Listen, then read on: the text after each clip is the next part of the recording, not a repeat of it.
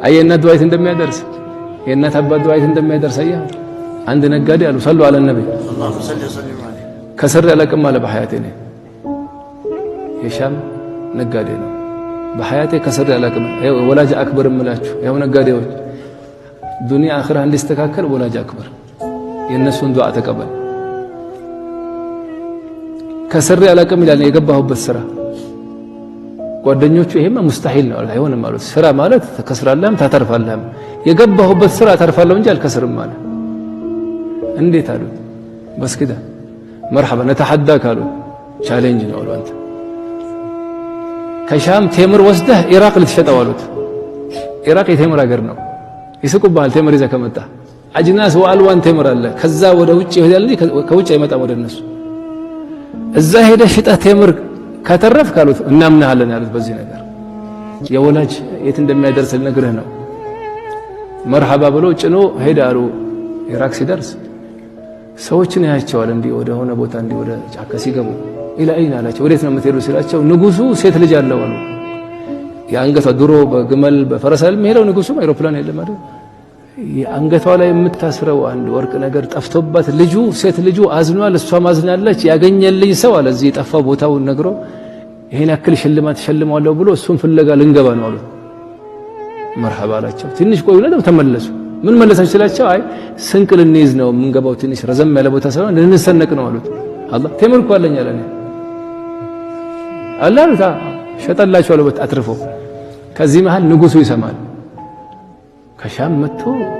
እኛ አገር ቴምር የሚሸጥ ሰው ያስጠይቃል አምጥታለ ከየት መጣህ አለው አንተ እኔ ከሻም ምን ልታረግ መጣህ ሲለው ቴምር ልሸጥ አይ ያስጠይቃል ቴምር አገር ቴምር ልሸጥ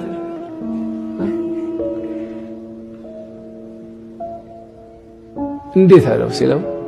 እኔ ከጓደኞቼ ጋር እያለው ከስሬ አላቅም እኔ በሐያት ያለው እኔ ንግድ ገብቼ አትርፌ እንጂ ከስሬ አላቅም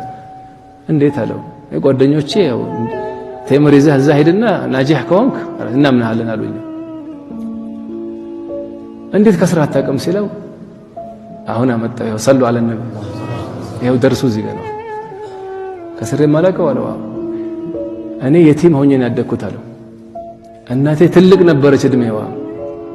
ሲያገባት አባቴ አኺር ዑምራ ታመመች አለ እናቴ ስኻድማት ከመሞታ በፊት ዱዓ አረገችልኝ አለ ሰለ አለ ነብይ አየና ዱዓ አላህ እንዲክፈተው የሪዝቁም የምኑም አድርጋ የንጉስ ልጅም አላህ ይዳረህ